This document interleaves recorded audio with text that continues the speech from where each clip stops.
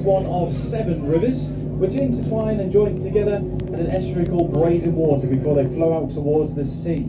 And along these rivers we have 63 shallow lakes that we call the Broads. Guidebook for his passengers on his trip boats, and this guidebook is called the Charming Night, filled with history. To the wherries, they go all the way back to when the Vikings roamed this land. Quite a large, quite a marvellous property there, and it's got a thatched roof as well, so that thatch there, lovely golden colour. It starts off like that and it gets a bit browner with age, but all of the materials used for thatch and the building there would have been transported on wherries. They added a wooden saloon to these boats and made them much more comfortable, added pianos in some, just for a bit of entertainment, and lots of lounging furniture there. So many homes around here, but it's a 50-50 split with people renting houses here, and then also people living here all year round. It really doesn't drop by now. That boat built in Grimsby, there's fleet there, and the Broadsman that's following us, that's also built up in Grimsby. Very sleek in design. Beautiful. It only gets those black and white feathers really grown. So here we are now on Wroxham Broad, and this broad is about 3/4 of a mile long.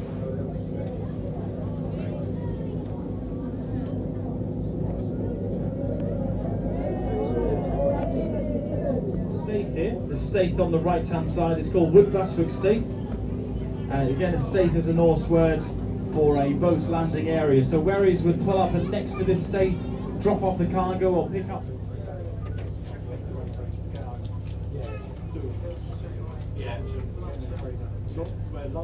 Here, and this is Narada, the smallest of all the wherries, built in 1912. Now this one was built for rich Edwardians and Victorians to go and explore the Broads, now available fairly cheaply as well.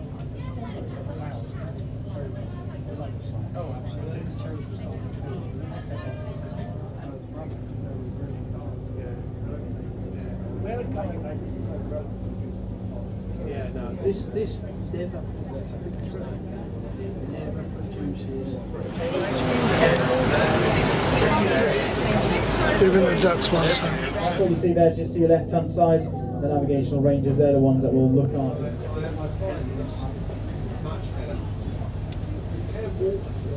Yeah, I mean, the storms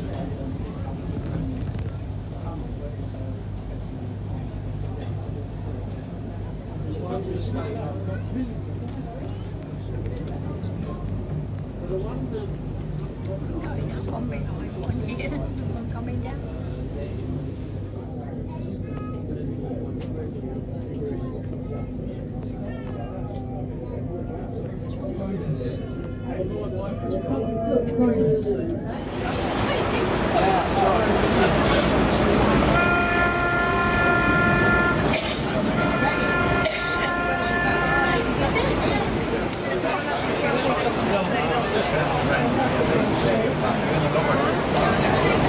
Thank you.